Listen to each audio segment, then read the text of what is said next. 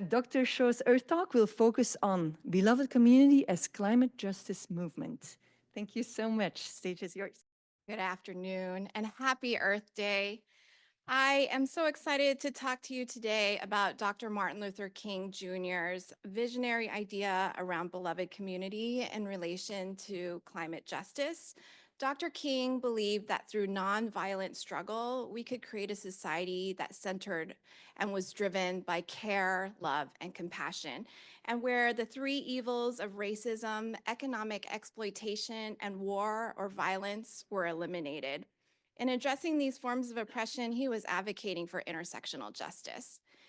Dr. King said, "Our goal is to create beloved community, and this will require a qualitative change in our souls as well as a quantitative change in our lives." This work towards justice is twofold. The first being focused on changing hearts and minds, to be open to people who have views and beliefs that are different than ours, and to work on our own internalized racism and other isms that keep us from recognizing all of humanity. And the second piece is a quantitative change, really focused on changing our habits, our actions, our policies, and our laws to be more justice centered. The work of climate justice is intersectional. It involves addressing racial oppression, economic oppression, and violence on Earth, on animals, on nature, and on each other. The ideal of creating a beloved community in relation to climate justice is about the global minority, mostly here in the global north, and those with substantial privilege to recognize their responsibility for changing hearts and minds, and owning their responsibility to not view themselves as superior or entitled to resources, and also a quantitative change to their spending, their waste, overconsumption, and overemission of carbon fuels. Dr. King also said that at the center of nonviolence stands the principle of love. Nonviolent action is love in action.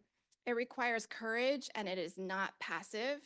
It is sacrificial and it's a struggle because the act of protesting and resisting is not just for ourselves, but also for those who would direct hate and who would stand against us.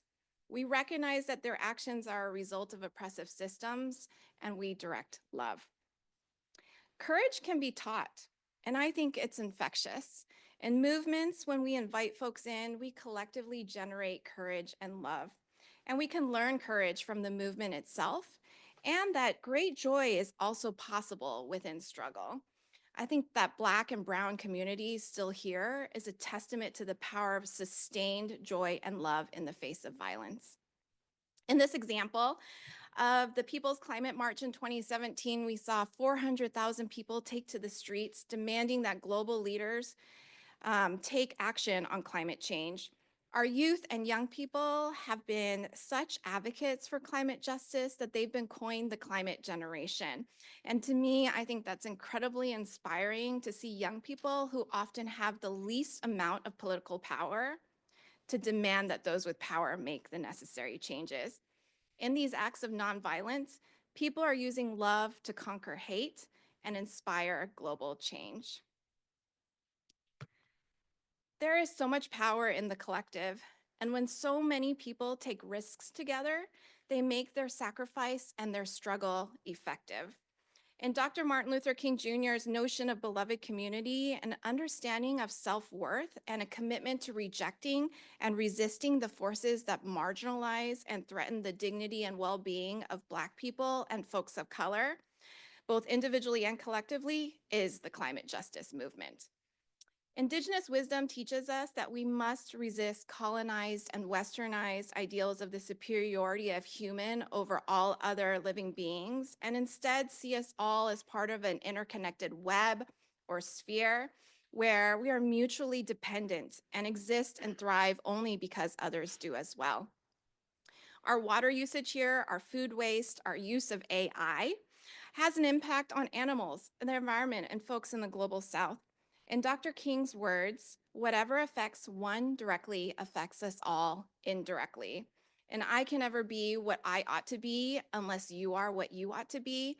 And you can never be what you ought to be unless I am what I ought to be. We are all interconnected, and the well being of others should be of our concern. As Dr. King said, we are all living in a world house. So the question to you, me, and all of us is, what are we going to do to ensure that our world house is a peaceful one and that it is one that's truly committed to these ideas of love, interconnectedness, and care so that we all enjoy beloved community and climate justice? Thank you.